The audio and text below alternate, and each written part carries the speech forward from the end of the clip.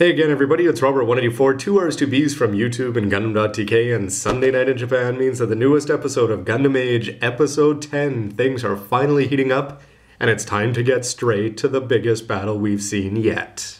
To kick things off, we get to see the fruits of Flit and Grudek's work pay off here. We're talking about Elba and Zalem as their respective leaders, including Don Boyage, played here by Master Gundam, is all ready to lead their massive troops into battle, despite the fact that, yeah, they couldn't really beat up a Gafran last time. But them combined with a Diva, hopefully, should make an impact. And before you know it, it's time for what every Gundam fan lives for. Yes, it's the launch sequence where every good guy we know goes out there, and then you realize that I thought there were going to be a whole bunch of Genoises eventually on board the Diva, and yes, there's only one that's going to Hashin Shimasu. Two important things happen though for Wolf, because the Genoise custom is going to be replaced, for the sake of this video, by the advanced grade GXs, as it should be, and more importantly for Wolf and his love life, Miles calls him, just to wish him luck on the way out, to which he smiles. And after Wolf's Char-esque Deru, you're going to have Flit Asano do a proper Ikimasu in the Age 1 normal. You wonder if it's going to be fast enough. Which I probably mentioned before, but I love during the intro that they're going to be changing the silhouette of the Gundam that you're going to be seeing from the normal to the Titus to...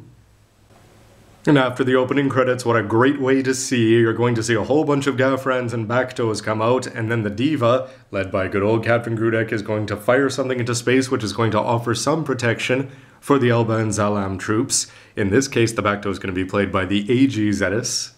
And like with all good wrestling matches, there's a bunch of changes in momentum. You can guess that things start off looking well, and even the unattractive bridge bunnies, I'm talking about the guys here, are going to be saying, we have a chance to win this. It reminds me of 00 Season 1, where you've got Lock-On the leader, despite the fact that Setsuna is obviously the main protagonist, as Wolf leads out the team, and even he has to give credit for Grudek for his tactics in the way he uses the Diva's MSs.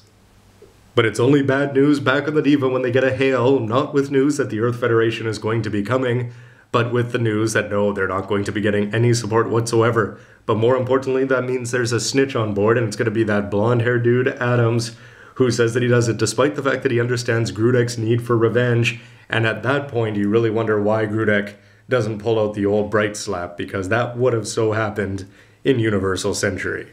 And when the grunt Bacto and Gafrans look like they're having too much on their hands, you can guess who's going to appear. It's the high-grade Zetas, and he's really growing on me. Those yellow hands on the shelf next to the regular grunts make all the difference. And he's just clever enough to appear and get the Elba and Zalem to start fighting each other, not the leaders, just the grunts, before Flit and the leaders have to put a stop to that nonsense. And as Flit and the Zetas duel, he realizes that he's felt this feeling before, and he knows that Dezel is the actual pilot, which reveals that at least one of the mystery pilots, and almost more importantly that they're human.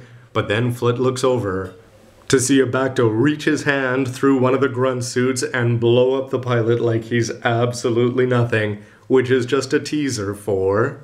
Don Boyage ends up in trouble, and just as you're wondering who's going to come save him, whether it's going to be Wolf or his rival or Flit, instead, we get the silent scream in space from Flit as Don's Zaku blows up.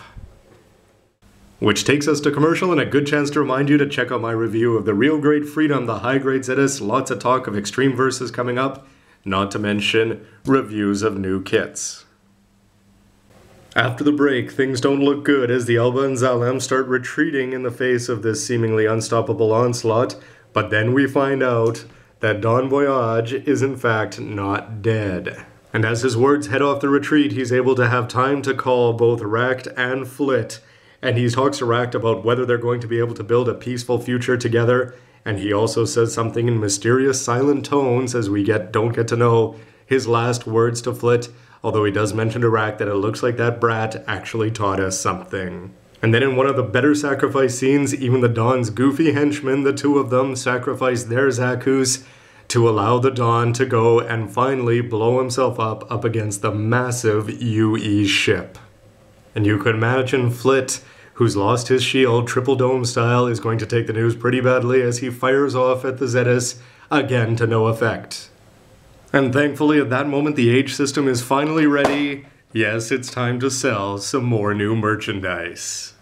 And I have to say this whole transforming thing in space was really surprising considering how long it took the Titus. It was spread over 2 episodes to get its everything transformed. The Sparrow parts come out, the regular Gundam goes on top, the limbs swap on and off, and then, after you get some pretty cool green graphics, you are going to have a sleek, fast, and mysterious new challenger appear. And believe it or not, Flit is able to cut up the Zetus pretty bad until the Zetus is going to have to go home missing a bunch of parts. And as the battered and bruised Yui retreats, all that's left is an impressive pose, which is of course going to be a lot better with the high grade. And then things wrap up slowly back on the Diva with a bridge scene where everybody has a good coming together moment. They even have a conversation with Rect where they discuss their next moves, which is going to be good that he's still alive. So I'm happy that the Patrick type character is kicking around. And then Flit decides to talk to Grudek and tell him that he knows about Dezel, and he talks about how they are in human form, but they're not human. And as Dezel pouts on his couch, he's going to get scolded over his iPad by the mysterious Rala Cruz masked man. And I have to wonder, where Dezel's going to fit in. Is he going to be Flit's main antagonist, or could he carry on into the second generation? And you know you've got a good ending when even DK and Emily say they're willing to fight. I wonder if DK will get into a mobile suit. Maybe we can add a Genos or 2 to this team. And most importantly, the end music starts to play early, which you know means they're off for the next stage of their battle.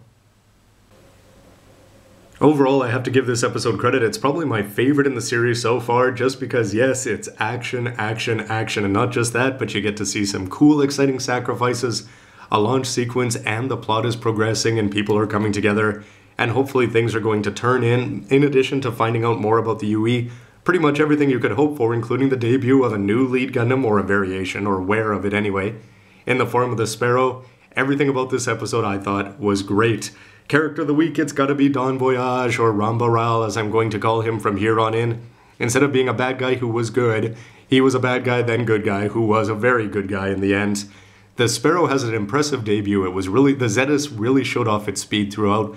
The Sparrow did just as well. You wonder how he can do all that with just a butter knife, but hopefully the high grade is going to pull it off a little bit better. Wolf did a good job in the G-Axis, and yes, Grudek still had his moments, getting everybody motivated and ready to go. Can't wait to see where it's going to go from here, and if they keep up this action, I think the first generation is going to be coming to an end with a pretty impressive bang. But that, as always, is just my subjective opinion, so why don't you let me know yours with a comment down below. How did this stack up compared to other deaths in Age and in Gundam in general? And what about debuts? How was the Sparrow compared to the Titus? Or something else like we've seen from the Impulses or the Strikes or anything like that. Anyway, I can't wait for next week. Things are hotting up, and it's only going to get better from here. Thanks for watching, everybody. Stay tuned for episode 11 next Sunday. You know, this was a horrible week for losing body parts.